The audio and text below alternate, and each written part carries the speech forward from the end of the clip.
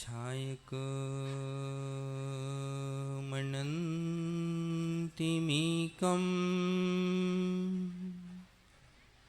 त्रिकालसरिवार्तयुगपदं भासं सकलसुखधाम सततं वन्देऽहं केवलज्ञानं चारित्रं सर्वजनैश्चरितं प्रोक्तं च सर्वशेषेभ्यः प्रणमामि पञ्चभेदं पंचम चारित्र्यलाभाय कौर्डमोकारम् अरिहन्ताणं तहेव सिद्धाडम् आयरीयवज्झायाडम् लोयम्मियः सव्यसाहूडम्।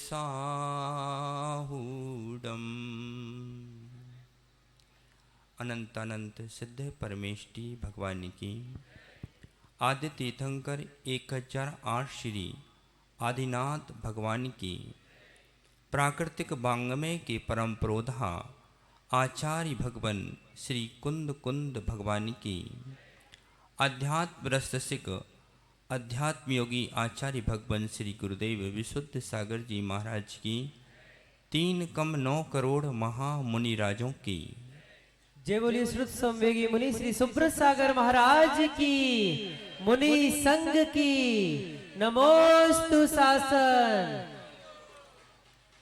पुण्यक्षुक पुण्यार्थी भव्यात्माओं, आज पुनः हम सब भव्यात्माओं का पूर्व के करोड़ों करोड़ों वर्षों का पुण्योदय में आया है कि आज हम तीर्थंकर भगवान की कल्याणक भूमि पर विराजमान हैं।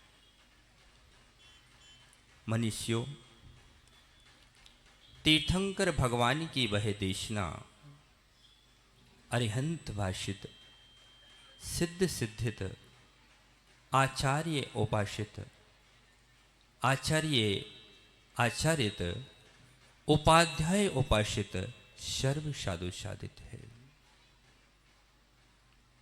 इस भूतल पर यदि कोई अमृत है तो वह जिन देशना है। इस भूतल पर वैराग को जन्म देने वाली, संयम को रक्षा करने वाली यदि कोई निधि है वो तीर्थंकर भगवान की देशना है। और आत्मानुभव कला प्रदान करने वाली कोई वस्तु है राजेंद्र भैया, तो वह तीर्थंकर की दिव्य ध्वनि है। जन्म जरा मृत्यु के रोग को क्षय करने वाली कोई औषधि है तो वह तीर्थंकर भगवान की देशना है। जो प्रमोद भैया, जो मिठास मिश्री में नहीं होती, जो मधुरता माँ के दुग्ध में नहीं होती, उससे ज्यादा कोई मधुरता कहीं होती है तो वो गुरुओं के वचनों में हुआ करती है। ये अरहत देशना जीव तत्व विवेचिनी, अजीव तत्व अन्वेषिनी, आश्रव निरोधनी, बंद विध्वंसिनी, संभर संवरणी, निर्जरा निर्जरणी, पाप हरणी, पुण्य वर्धनी, मोक्ष पद प्रदायिनी है। मन भैया, कली काल सर्वज्ञ आचार्य भगवान वीर सिंह स्वामी ग्रंथराज सठखंडागम की टीका में लिखती हैं, धवला टीका में, कि जो भव्य जीव सिद्धांत ग्रंथों को भक्ति के साथ सुनता है, उनकी तीर्थंकर प्रभु के सूत्रों का श्रवण करता है, उसकी असंख्यात गुण सैनी कर्मों की निर्जरा हुआ करती है। और आचार्य भगवान कहते हैं कि तीर्थंकरों के सूत्र के अनुसार जो जीवन जीता है उसको शाश्वत सुख निर्वाण की प्राप्ति हुआ करती है। बंधुओं, अपने जीवन में ऋषभ भैया अपने जीवन में पुण्य ये मत मानना कि मैं संपत्तिशाली हूं, मैं भूमि का पति हूं। अपने जीवन में ये पुण्य मानना कि मैं निर्घंत गुरुओं का भक्त हूं, निर्घंत गुरुओं का भक्त हूं। आचार्य भगवान लिखते हैं कि एक निर्घंत योगी का दर्शन करोड़ों करोड़ों वर्षों का जब पुण्य एकत्रित होता है, जब एक निर्घंत योगी के दर्शन हुआ करते हैं। एक निर्घंत योगी के दर्शन हुआ करते हैं। आनंद भैया, उनके ही जीवन में आनंद रह सकता है जो आनंदित रहने वाले इन निर्घंतों की भक्ति किया करते हैं। वे पग पग नहीं हैं जो जिनाले की ओर न जाते हों। प्रमोद भाई, वो शीश शीश नहीं है, सड़ा हुआ श्रीफल है जो निर्घंत योगी के चरणों में न झुकता हो। और वे नए नए नहीं है, कांच के कंचुके हैं जो निर्घंत योगियों को ना निहारते हों। और वे कान कान नहीं हैं, वे तो मल के द्वार हैं जो निर्घंत योगियों की वाणी को ना सुनते हों। वे भव्य जीव हैं, वो भावी भगवान ही हुआ करते हैं। जिनकी भवाबलियां अत्यंत न्यून रह गई हैं, वे ही निर्घंत योगियों के चरणों में बैठ करके अपनी शांति का द्वार प्राप्त करने आया करते हैं। एक बेजीव होते हैं,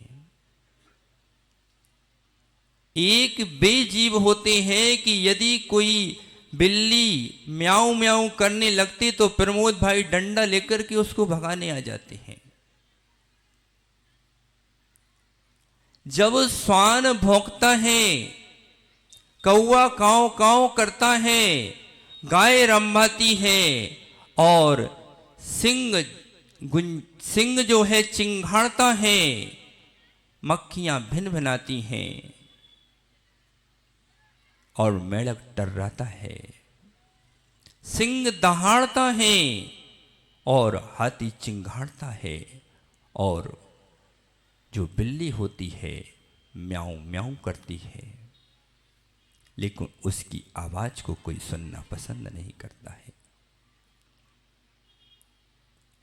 रमेश भैया, देवेंद्र भैया, इन जीवों की आवाज को कोई सुनना पसंद नहीं करता है, लेकिन जब तीर्थंकर की दिव्य ध्वनि खिड़ती है तो विश्व में एक स्थान ऐसा है जहां सिंह, सर्प और गाय एक साथ बैठ करके तीर्थंकर की दिव्य ध्वनि सुना करते हैं।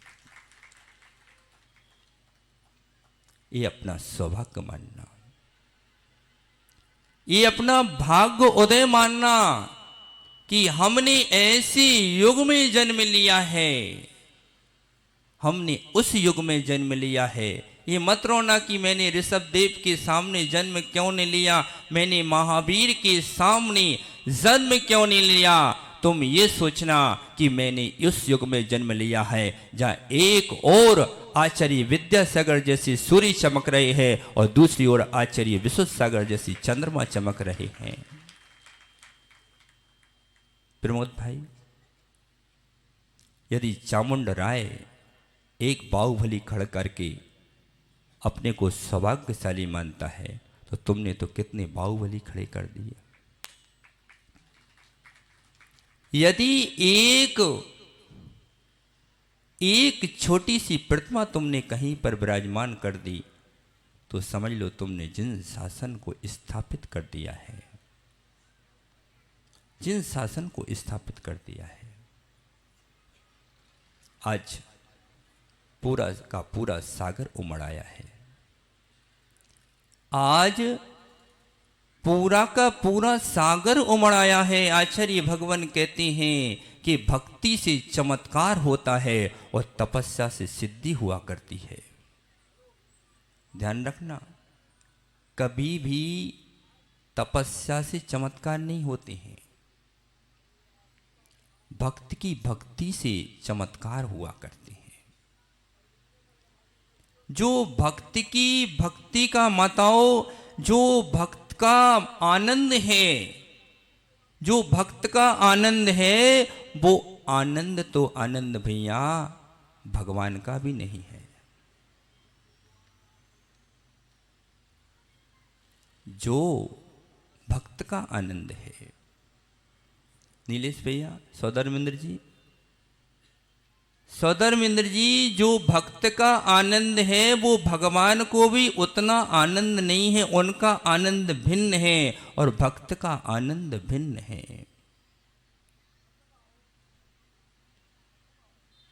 भक्त का अपना एक आनंद है।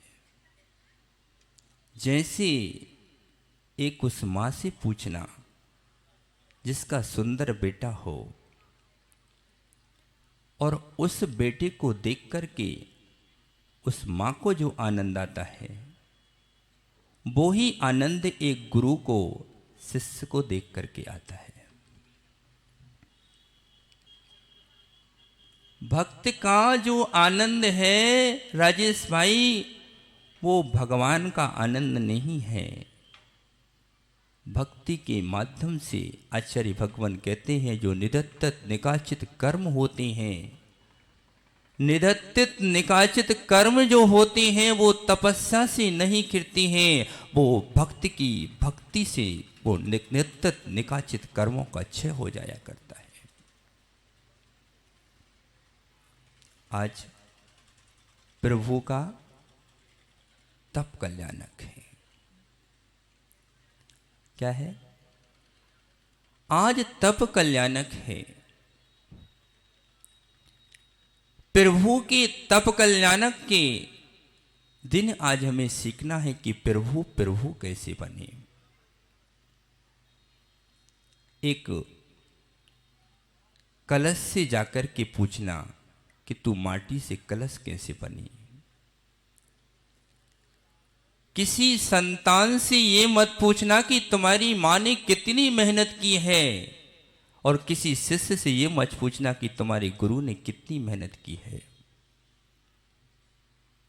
यदि संतान संस्कारवान है तो उसे देख कर के पता चलता है कि इसकी माँ ने कितनी मेहनत की होगी, और शिष्य कुलवान है, यशस्वी है, तो समझ में आ जाता है कि गुरु ने कितना परिश्रम किया होगा। एक माँ ही जानती है राजकुमार भैया, एक माँ ही जानती है कि शिशु को पालन करने में कितना श्रम और समय लगता है। मनुष्यों, एक माँ ही जानती है। एक प्रज्वलित दीप प्रमोद भाई हजारों बुझे हुए दीपों को प्रज्वलित कर देता है। एक प्रज्वलित दीप श्रेष्ठ है। एक प्रज्वलित दीप श्रेष्ठ है जिसमें ज्योति हो, जिसमें प्रकाश हो। वह एक प्रकाशिक दीप हजारों दीपों को अध्यक्ष जी वकील साहब प्रकाशित कर सकता है। और एक शिष्ट शिष्य है। एक शिष्य तुमने अच्छा बना लिया मोना भैया, एक शिष्य आनंद स्टील, एक आचार्य ज्ञान सागर महाराज ने एक विद्याधर को विद्यासागर बना दिया। उन्होंने सैकड़ों तीर्थ खड़े कर दिए।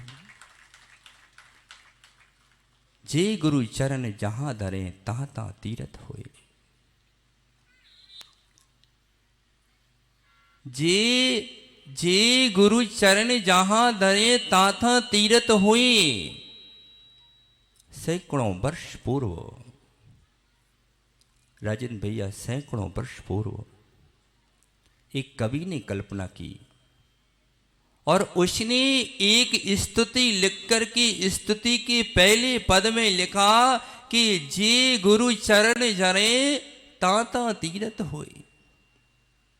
मानो भैया, एक कवि ने कल्पना की और सैकड़ों वर्ष पूर्व एक पंक्ति लिख करके चला गया। और आज जब विद्यासागर महाराज को हम देखते हैं कि जहां चरण धर देते हैं वहां पर तीर्थ बन जाता है। ऐसे चलते फरते तीर्थ के शासन में जिनका तीर्थंकर के समान वैभव है, ऐसे गुरुओं के सानिध्य में, ऐसे गुरुओं के काल में हमारा जन्म हुआ है। इसलिए अपने आप को सौभाग्यशाली मानना। और आज सब लोग कह रहे हैं कि पूरा सागर यहां आ गया है। तो ज्ञानियों, ये सच्चे सम्यक दृष्टि की पहचान है। जो धर्म और धर्मात्मा को देख करके हर्षित होता है, समझ लेना यही सच्चा सम्यक दृष्टि है। यही सच्चा सम्यक दृष्टि है। आशीष भाई, ये मत सोचना कि तुम्हारा इतना बड़ा पेट है तो तुम सौभाग्यशाली हो। ये सोचना कि गुरुओं का आशीष तुम्हें मिल रहा है, इससे बड़ा सौभाग्य हमारे जीवन में कुछ नहीं होता है। एक वृद्ध माने प्रणत सागर जी, एक वृद्ध माने विचार किया कि ये बड़े बड़े सेठ मंदिर बना रहे हैं, स्वर्ण के कलश चढ़ा रहे हैं। उसने जब महिमा सुनी कि तीर्थंकर भगवान की यदि एक इमली के पत्ते के बराबर भी कोई तीर्थंकर भगवान की प्रतिमा को स्थापित करता है और उसके दर्शन करता है, भक्ति करता है, तो भवो भवो के पप्पू भैया कर्म क्षय को प्राप्त होते हैं। एक वृद्ध मां थी, उसके पास धन नहीं था परंतु भक्ति थी। और वो क्या करती थी? आटा पीसती थी। आटा पीस करके अपनी जिंदगी का निर्वाह किया करती थी। और उसने जब विचार किया कि मुझे भगवान स्थापित करना है, मुझको मंदिर बनाना है, तो बड़े बड़े सेठों ने उसकी बहुत हंसी उड़ाई कि पागल है क्या, दिमाग तो नहीं चकरा गया कहीं तेरा। लेकिन वृद्धा के अंदर भक्ति थी, और जब भक्ति होती है तो भगवान भी चंदनबाला के द्वार पर आ जाया करते हैं।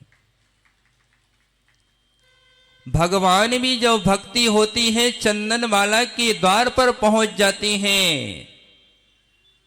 माने भावना भाई कहते हैं आचार्य की भावना भवनाशिनी हुआ करती है।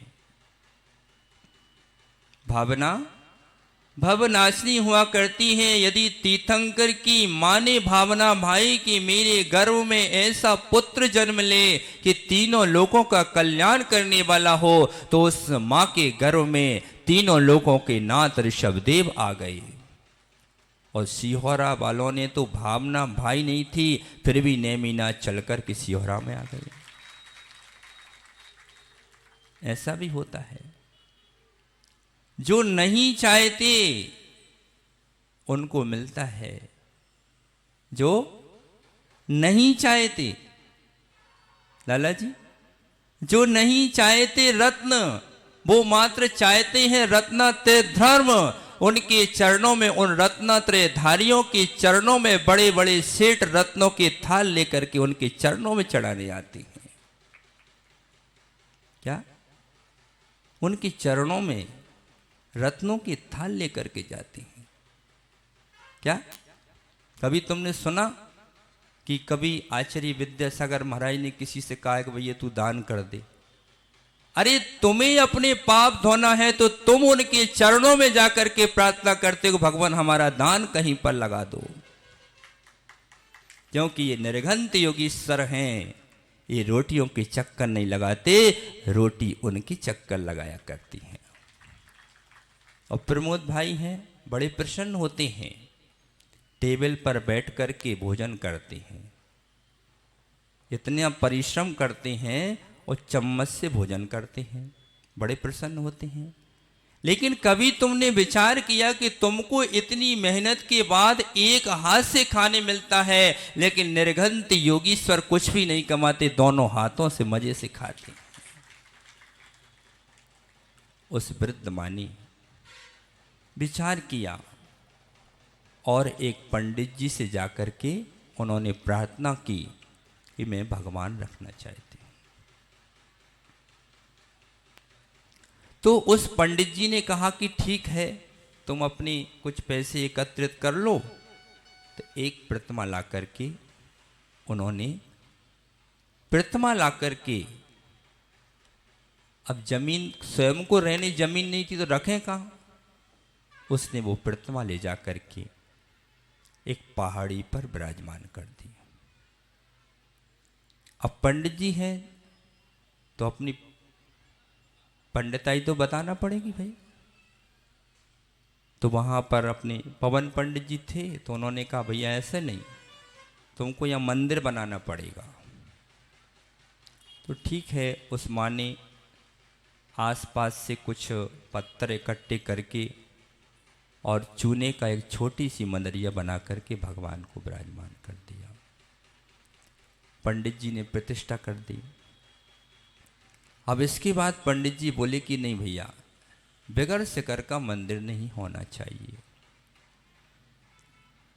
तो माँ ने कहा कि मेरे जीवन में जितनी कमाई थी मैं तो प्रतिमा में लगा चुकी हूँ, अब मेरे पास तो एक ही वस्तु है, ये दो पाटे हैं चक्की के, यही मेरा जीवन है, यही मेरी रोजी रोटी है, इन्हीं को अपन मंदिर के ऊपर चढ़ा देते हैं।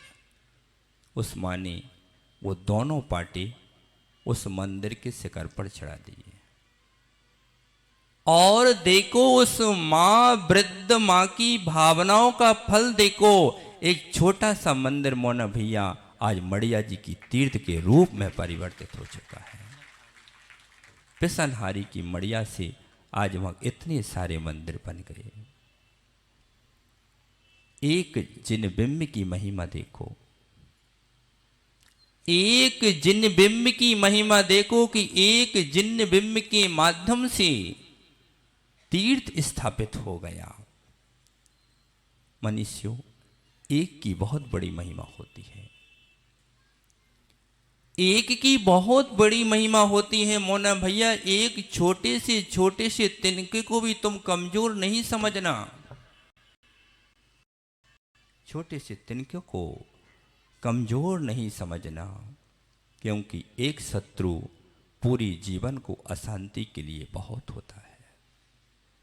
प्रमोद भाई, एक शत्रु हमारे जीवन में अशांति पैदा करने के लिए बहुत है, और नहीं तो समझ में नहीं आए तो पारसनाथ से पूछ लेना, एक कमट ने 10 भव तक उन पर उपसर्ग किया। 10 भव तक कमट उपसर्ग करता रहा, लेकिन पारसनाथ ने कोई उत्तर नहीं दिया। और एक दिन ऐसा आया कि तीर्थंकर पारसनाथ को केवल ज्ञान हुआ तो कमट आकर के हाथ जोड़कर के उनके चरणों में गिर पड़ा। यदि जिंदगी में ऊंचाइयों को प्राप्त करना है, जिंदगी में उत्कृष्टता को प्राप्त करना है, तो अतिशय भैया कभी किसी को जवाब मत दो, समय अपने आप उसको जवाब दे देता है। एक अंक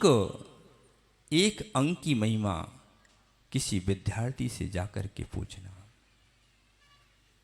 जो विद्यार्थी सबसे टॉप का पढ़ने वाला हो और एक अंक से, स्वस्तिक भैया, एक अंक से पारस भैया, यदि वह चूक जाए तो उसको कितनी वेदना होती है। स्वधर्मेंद्र, एक झलक की कीमत सची से पूछना। मोना भैया, एक झलक की कीमत भक्त से पूछना कि भक्त को भगवान की एक झलक मिल जाए तो कैसा लगता है। और एक झलक की कीमत उस युवा से पूछना जिसने कन्या को न देखा हो और उसकी सगाई हो गई हो। आपकी तो हुई होगी ना सगाई, तो वो देखने के लिए कैसा लालायित होता है। एक झलक की कीमत उस भक्त से पूछना जो गुरुओं के चरणों में 1000 किलोमीटर से दर्शन के लिए आया है। प्रमोद भाई, एक झलक पाने के लिए, एक मुस्कान पाने के लिए व्यक्ति हजारों किलोमीटर दूर जाया करता है। एक वोट की कीमत नेता से पूछना कि जो एक वोट से हार गया हो उसे मालूम है कि एक वोट कितना कीमती होता है। एक बूंद की कीमत उस प्यासे व्यक्ति से पूछना कि जंगल में रास्ता भटक गया हो, उससे पूछना कि एक बूंद पानी की कीमत कितनी होती है। एक रोटी की कीमत, एक रोटी की कीमत किसी गरीब भूखे से पूछना। एक रोटी की कीमत रविंद्र भाई, एक रोटी की कीमत, एक रोटी की कीमत उस गरीब व्यक्ति से पूछना जिसके घर में 4 संतानें हों और घर में खाने के लिए दाना भी ना हो। और एक श्वास की कीमत उस व्यक्ति से जाकर के पूछना जिसको डॉक्टर ने बोल दिया हो कि अब तुम्हारी अंतिम क्षण है। एक श्वास की कीमत, एक श्वास की कीमत, एक श्वास की कीमत उस व्यक्ति से पूछना जिसे मालूम चल गया है कि अब तेरे कुछ क्षण शेष हैं। और वो व्यक्ति भी कैसा कि जिसने अपनी पूरी जिंदगी की कमाई दीवाल में सोने के बिस्किट बना करके जमा की हो। ऐसे भी लोग हैं इस दुनिया में कि जिंदगी भर कमा करके और सोना खरीद करके दीवाल में चुन दिया और सोचते हैं कि संतान को मरते समय बताएंगे, अभी यदि बता दिया तो संतान बिगड़ जाएगी। और कहीं बिना बताए मर गए तो दीवाल में चुने के चुने रह जाएंगे। एक श्वास की कीमत बसंत भाई, एक श्वास की कीमत, एक श्वास की कीमत उस व्यक्ति से जाकर के पूछना जिसके प्राण निकल रहे हों और हम कितनी श्वासों को व्यर्थ में गंवाते चले जा रहे हैं। बीतने वाली घड़ी को कौन लौटा पाएगा, इस धरा का इस धरा पर सब धरा रह जाएगा। मनुष्यों, यदि पेड़ से पत्ता गिर गया, संतोष भैया, सरपंच जी, पेड़ से पत्ता गिर गया वकील साहब, तो अब वो पत्ता कब पेड़ पर लगेगा ऋषभ भैया? अब वो पत्ता कभी भी नहीं लगेगा। ऐसे ही कब हमारा पत्ता आयु का समाप्त हो जाए और उस पेड़ पर से टूट कर गिर जाए, किसी को मालूम है क्या? कौन सी सांस, कौन सी सांस सुनील भैया, कौन सी श्वास हम लें और छोड़ने के लिए समय ना बचे? कौन सी मोड़ पर राजकुमार भैया, देवेंद्र भैया, कौन से मोड़ पर, किस शहर में, किस समय हमारे प्राण पखेरु उड़ जाएंगे, किसी को मालूम नहीं है। अरे भैया, अरे भैया, विचार करो बाहुबली कहानी वालियों कि क्या हम घर वापस जा पाएंगे? क्या हम घर वापस जाएंगे? कितने लोग इस धरती पर हुए कि प्रातः काल घर से मुस्कुराते हुए निकले और घर के लोग इंतजार करते रह गए। क्या हमारे साथ ऐसा नहीं होगा? क्या हमारे साथ ऐसा नहीं होगा? किसके लिए? एक श्वास की कीमत, एक श्वास की कीमत कितनी होती है प्रमोद भैया? एक श्वास की कीमत कितनी होती है? कोई अरबपति आदमी है, करोड़ों की संपत्ति है, और उसको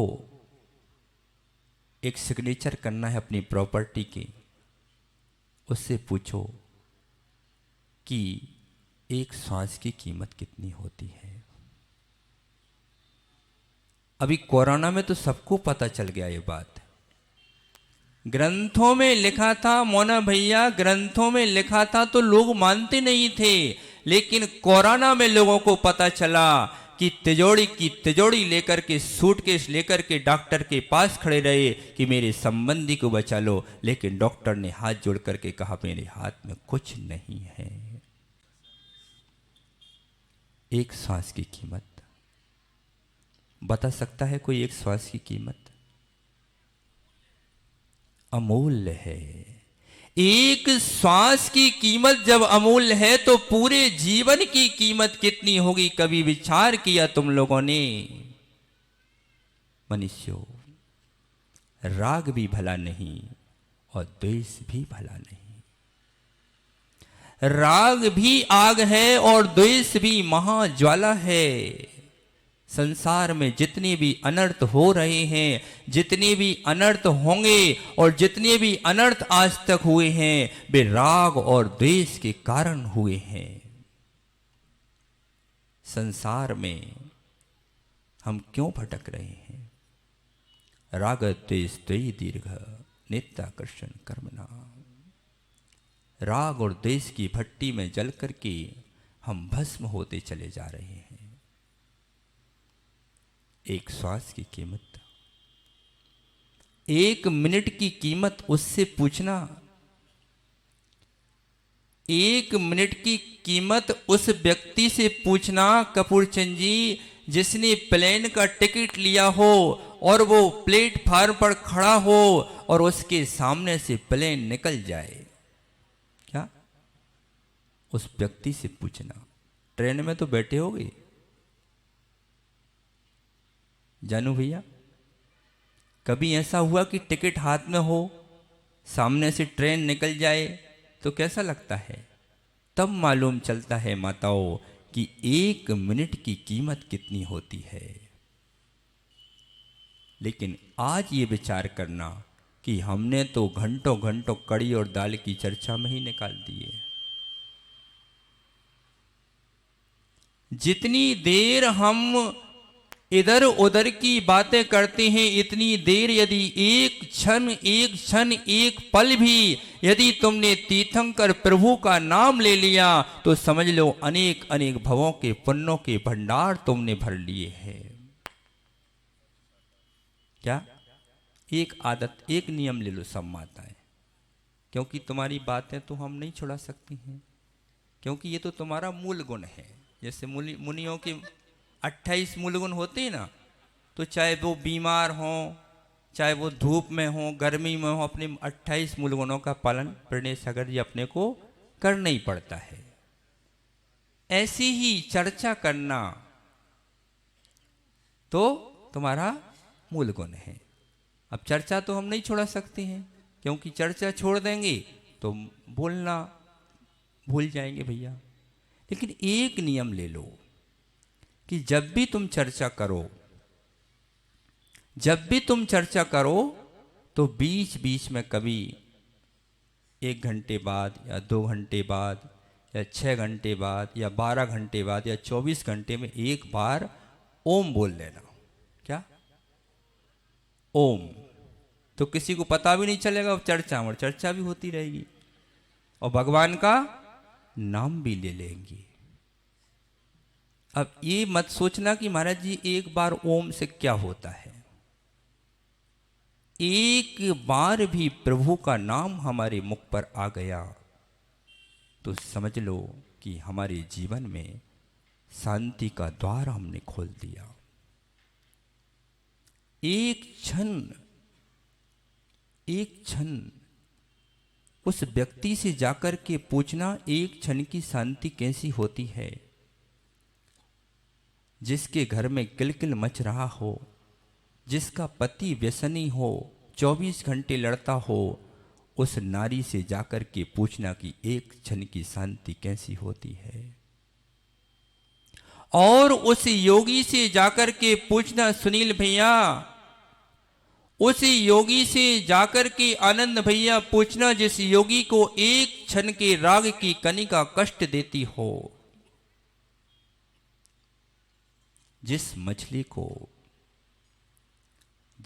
किसी मछली को यदि पानी से उठाकर के तुमने भूमि पर रख दिया तो वह तड़पने लगती है। ऋषभ भैया, यदि किसी मछली को पानी से उठाकर के तुमने धरती पर रख दिया तो वह तड़पने लगती है, और यदि उस मछली को तुमने झुलसते हुए तवे पर रख दिया तो उसके प्राण चले जाएंगे। उस योगी से जाकर के मिलना कि जो शुद्धोपयोग में लीन है, उसको पुण्य भी झुलसाता है।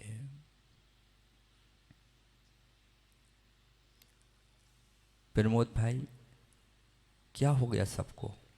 अभी तो समय सार नहीं चल रहा है, अभी तो समोसरण लगा ही नहीं है भगवान का। तुम गुमसुम क्यों हो गए सब? कोई है कि नहीं यहां पर? ये सब तीर्थंकर वर्धमान की देशना सुन रहे हैं। जो आदिनाथ स्वामी ने कहा था, जो नेमिनाथ स्वामी ने कहा था, उसी बात को भगवान महावीर स्वामी ने कहा है, और उसी बात को मैं आप तक पहुंचा रहा हूं। ये मुनिराज होते हैं ना, प्रणय सागर जी, अपन मुनिराज तो पोस्टमैन होते हैं, पोस्ट देने वाले। जो तीर्थंकरों ने दिया है, गणधर आचार्यों ने उसको गूंथा है, उसको अपन इन भव्य जीवों को दे रहे हैं।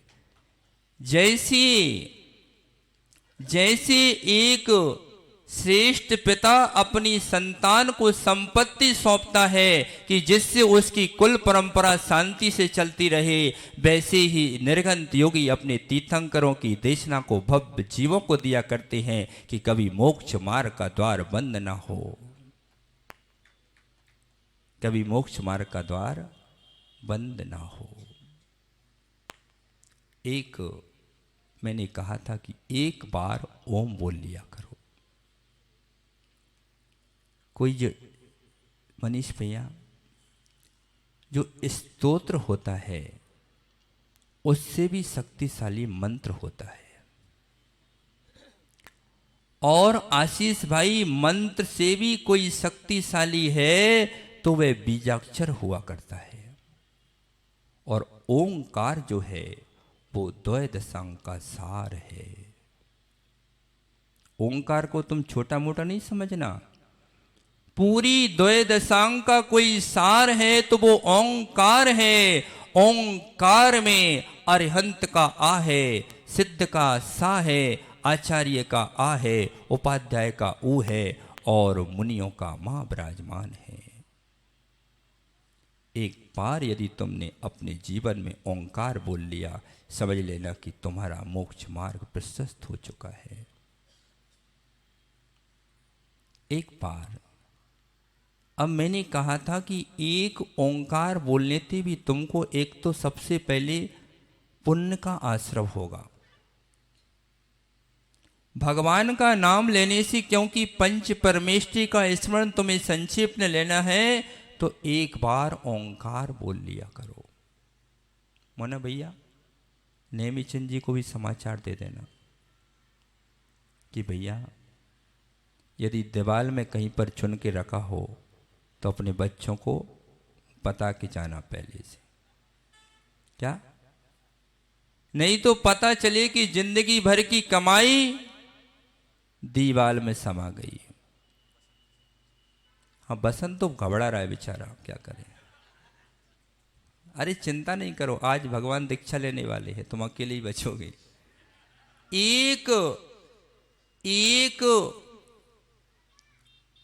प्रमोद भैया, आनंद भैया, कभी मिश्री खाई? मिश्री, मिश्री खाते खाते यदि उसमें धागा आ जाए, वकील साहब, मिश्री खाते खाते यदि माताओं उसके अंदर जो धागा रहता है वो दांत के नीचे आ जाए, तो मैं ये पूछ रहा हूं, भले ही वो मीठा होता है, वो धागा भी मीठा हो जाता है, चाशनी सोख लेता है, लेकिन ये बताओ कि कुछ आनंद में फर्क पड़ता है कि नहीं पड़ता है? ऋषभ भैया, वो मिश्री का धागा मीठा लगता है, परंतु मिश्री जैसा मीठा उससे कम मीठा होता है।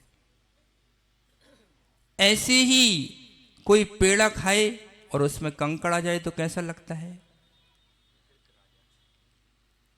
किरकिरा जाता है, आनंद भंग हो जाता है।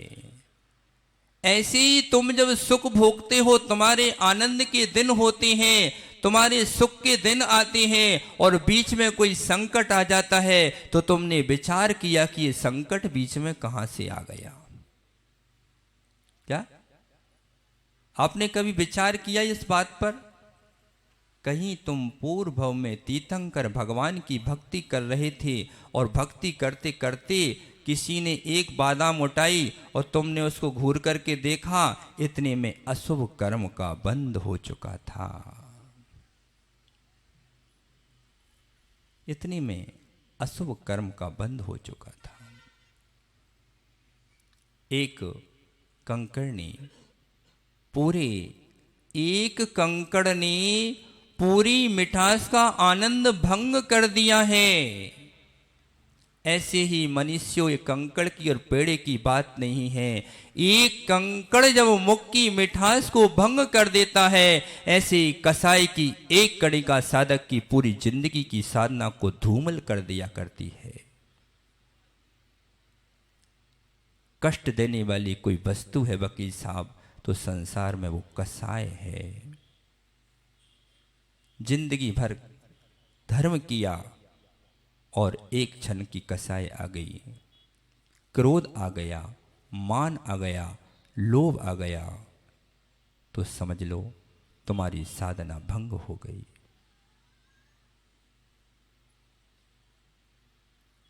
पापों का कोई पिता है तो वो परिग्रह है, और परिग्रह के लोभ में फंस करके व्यक्ति चारों कसाई किया करता है।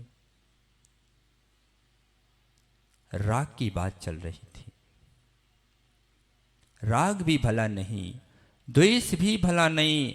अपनों से राग, परायों से द्वेष ही हमें संसार में भ्रमण करा रहा है। अपनों से राग और पर से द्वेष ही हमारी संसार का कारण है।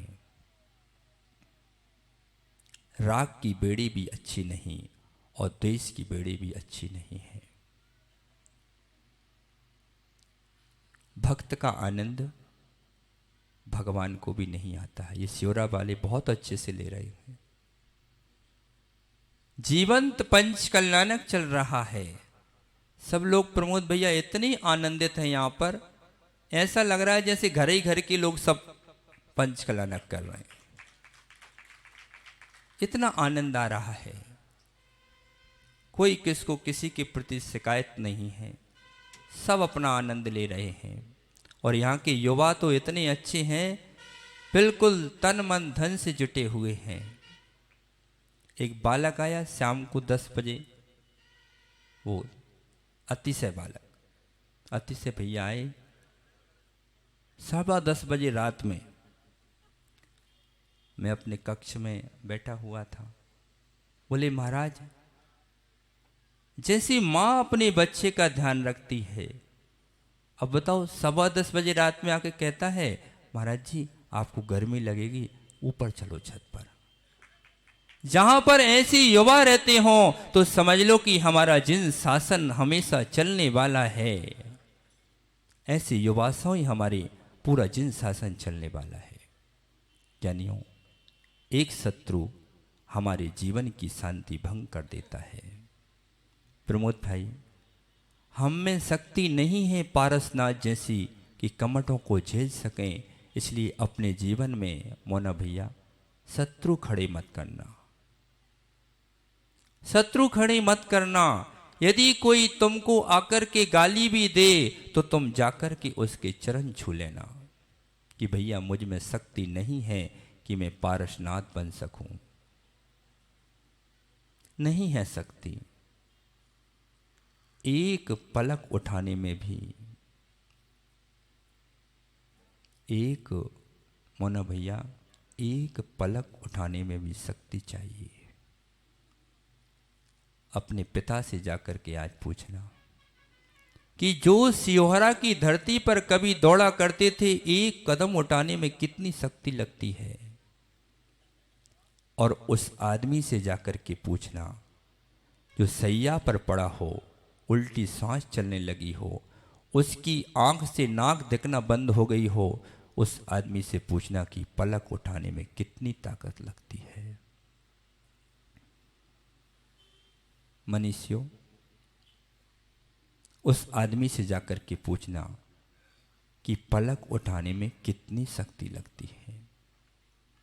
इसलिए तीर्थंकर भगवान के जब दर्शन करो तो तीर्थंकर जिन देव के दर्शन करते हुए निज का दर्शन करना। तीर्थंकर भगवान कह रहे हैं कि हे बंधुओं, हे मनुष्यों, हे ज्ञानियों,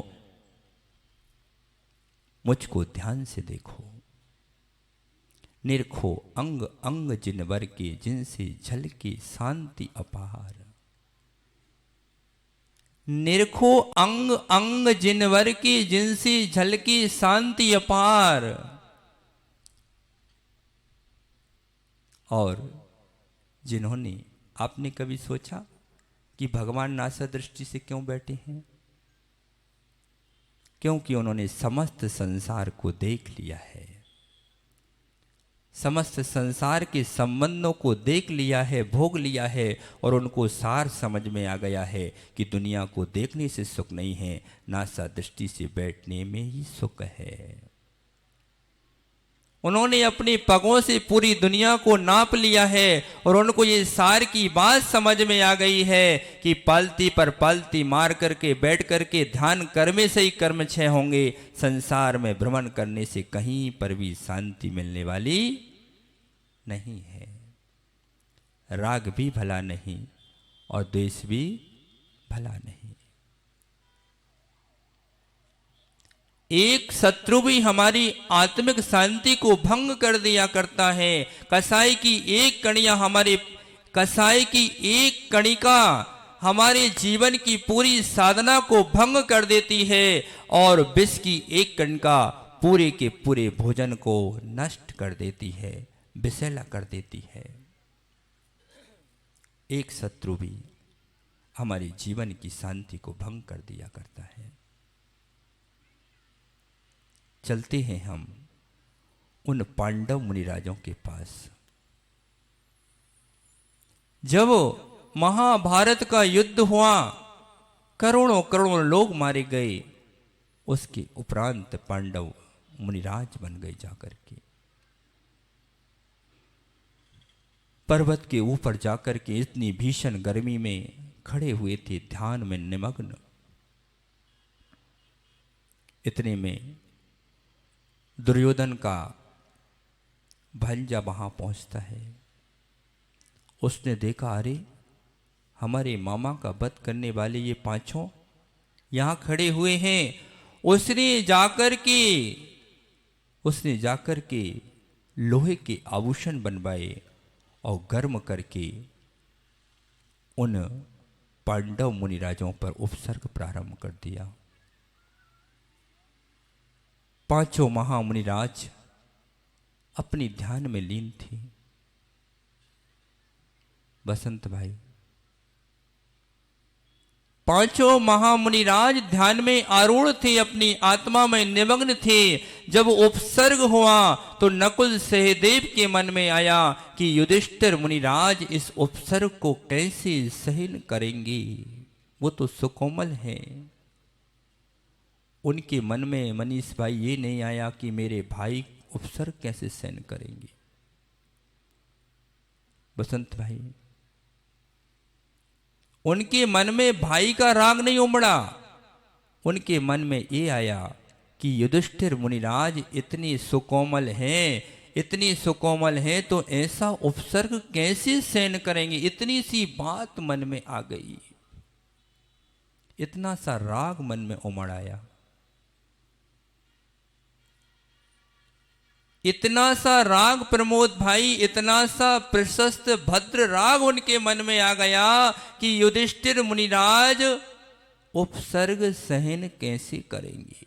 इतना भद्र परिणाम आ गया, इतना पुण्य परिणाम आ गया। और इतने से पुण्य परिणाम की सजा क्या मिली पता है?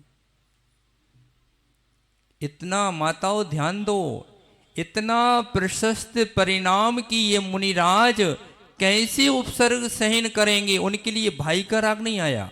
यदि भाई का राग आता, यदि वो ये सोचते कि मेरा भाई कैसे उपसर्ग सहन करेगा, तो निश्चित रूप से वो दुर्गति को प्राप्त हो जाते।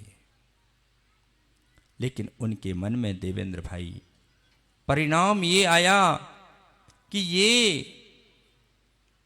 बगिया वाले दादा, उनके मन में परिणाम ये आया कि ये मुनिराज इतने सुकोमल हैं, कैसे उपसर्ग को सहन करेंगे।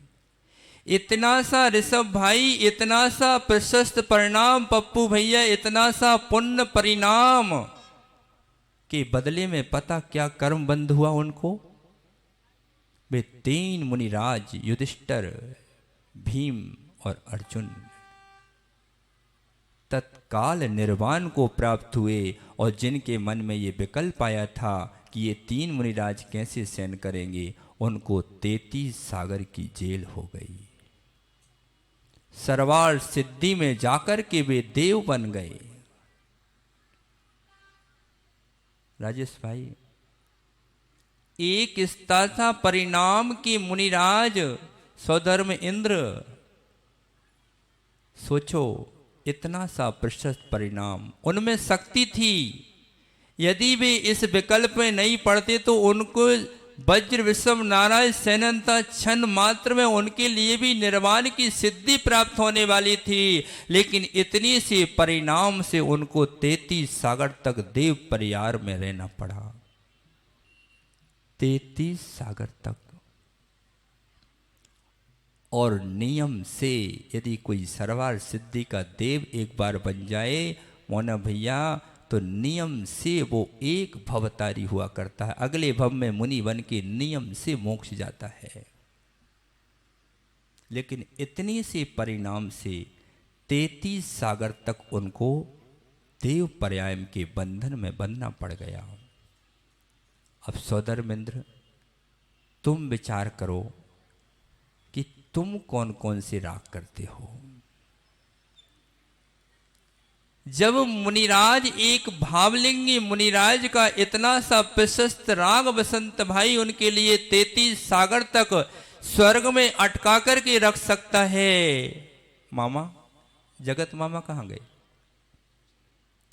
जब इतना सा प्रशस्त परिणाम प्रमोद भाई 33 सागर तक अटका करके रख सकता है, तो तुमने किन किन वस्तुओं में पप्पू भैया राग किया है, आज विचार कर लेना।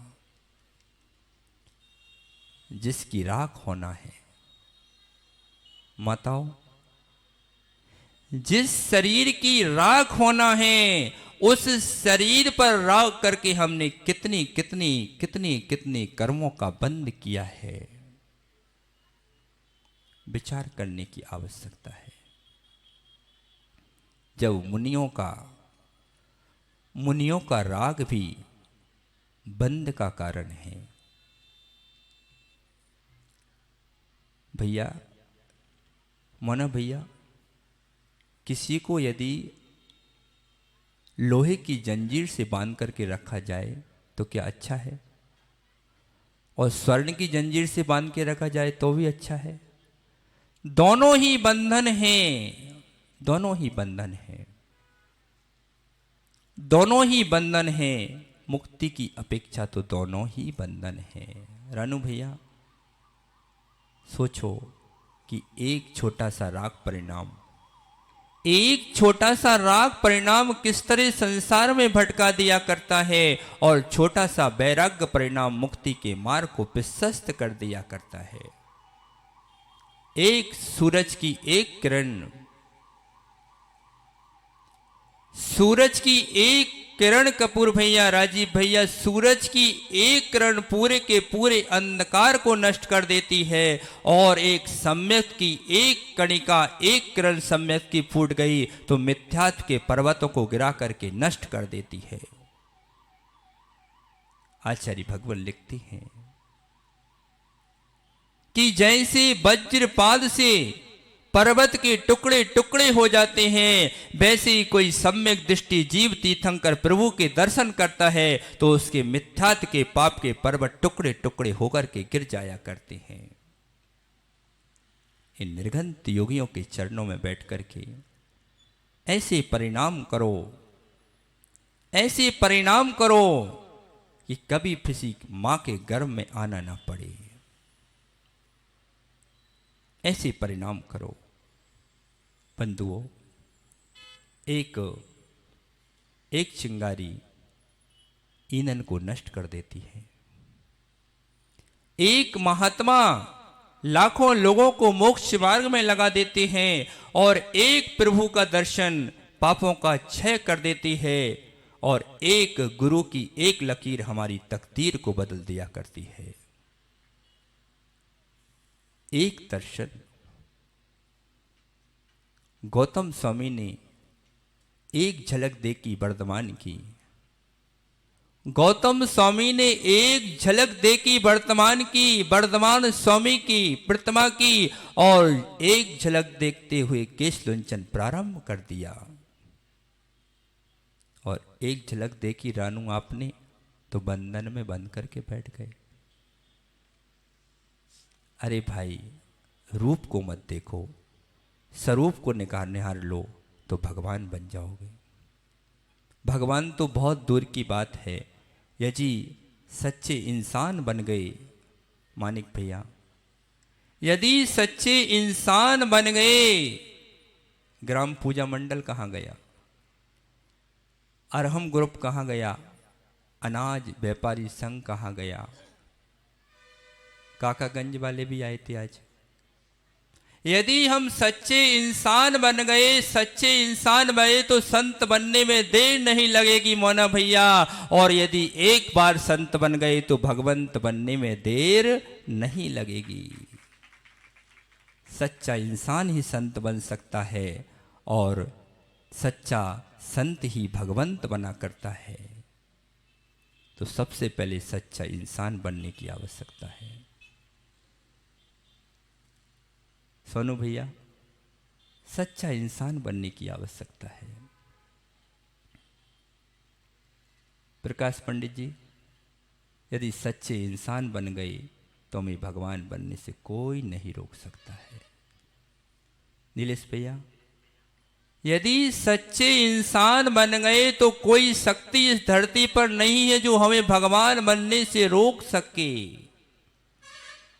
क्योंकि उगते सूरज के सामने कितने भी लोग प्रमोद भैया खड़े हो जाएं, लेकिन उगते सूरज को कोई नहीं रोक सकता है। और जिसका पुण्य प्रबल है उसके सामने चक्रवर्ती भी आकर के माथा टेक दिया करता है। बंधुओं, अनुराग भैया, आज तीर्थंकर प्रभु को वैराग्य होने वाला है।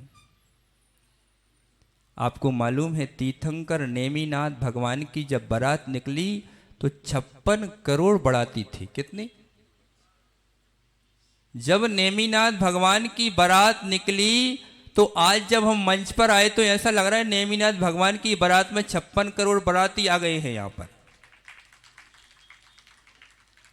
क्या पूरा का पूरा सागर भैया, पूरे लोग आओगे तो वहां भी तो पंचकलानक चल रहा है सागर में, वहां का भी ध्यान दो जरा। क्या संतोष भैया, ये क्या करवा रहे हैं आप? है सबको तुम यहां बुला लोगे तो वहां भी तो पंचकलानक चल रहा है। मनुष्यों, ध्यान रखना, भक्ति से चमत्कार हुआ करते हैं।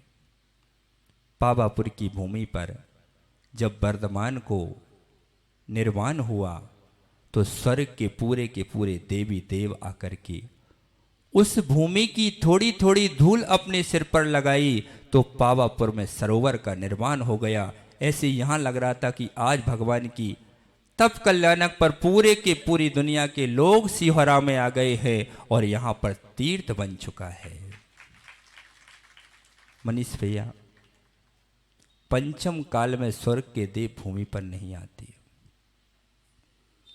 पंचम काल में स्वर्ग के अनुराग भैया देव भूमि पर नहीं आते हैं, लेकिन ये भगवान का चमत्कार है कि सागर के लोग भी सिहार में आकर के भगवान को माथा टेकने आई। सबसे बड़ी धर्मात्मा की पहचान है। मनुष्यों, अपने जीवन में सच्चे इंसान बनने की कोशिश करना, एक चंदन की तरह सुगंधित बनने की कोशिश करना, पुष्प की तरह पुलकित होने की कोशिश करना और एक दीप की तरह उद्योतित होने की कोशिश करना। सच्चे इंसान बन गए तो निश्चित रूप से तुम भगवान बन सकते हो। तीर्थंकर प्रभु की देशना से इतना मात्र सीख लेना रविंद्र भैया कि कैंची नहीं बनना, सुई बनना। आचार्य विमल सागर महाराज कहते थे कि बेटा कैंची मत बनो, सुई बनो, क्योंकि कैंची दुनिया को काटती है और सुई सबको सिल करके जोड़ दिया करती है। भगवान महावीर ने सूत्र दिया, जियो और जीने दो, अधिकारों को मांगने के पहले अपने कर्तव्यों का निर्वाह करो। आचार्य महावीर कीर्ति महाराज कहा करते थे, सने सने कंता, सने सने पंथा। मोना भैया, धीरे धीरे सब काम हो जाते हैं। अपनी सोच को विशाल रखो तो अपने आप बड़े बड़े काम हो जाया करते हैं। कहाँ हम सोच रहे थे कि मंदिर के आंगन में भगवान का पंचकलाना करेंगे, लेकिन ये तीनों लोगों के नाथ हैं, मंदिर के प्रांगण में नहीं। ये तो पूरी दुनिया के सामने मध्य मार्ग में इनका पंचकलानक होना था। और अब सिहोरा बसियो, अब इतना विचार कर लो कि अब उस भूमि पर हमको ऐसा मान स्तंभ खड़ा करना है दुनिया में कहीं ना हो। जैसे नेमिनाथ भगवान के दर्शन करने के लिए पूरी दुनिया उमड़ रही है, ऐसा मान स्तंभ उस प्रांगण में खड़ा करो कि पूरी दुनिया के लोग मोना भैया उस मान स्तंभ को देखने के लिए आए।